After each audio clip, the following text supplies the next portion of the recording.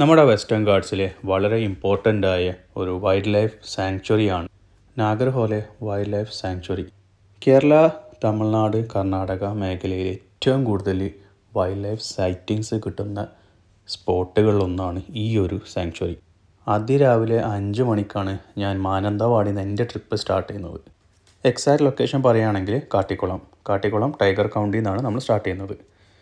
കാട്ടിക്കുളം നിന്ന് നമ്മൾ നേരെ പോകുന്നത് വയനാട് വൈൽഡ് ലൈഫ് സാങ്ച്വറി വഴിയാണ്, അഥവാ നമ്മൾ തോൽപ്പെട്ടി വഴി സ്ട്രെയിറ്റ് കർണാടകയിലേക്കാണ്. കുട്ടയാണ് നമ്മൾ ഫസ്റ്റ് എടുക്കുന്ന സ്ഥലം.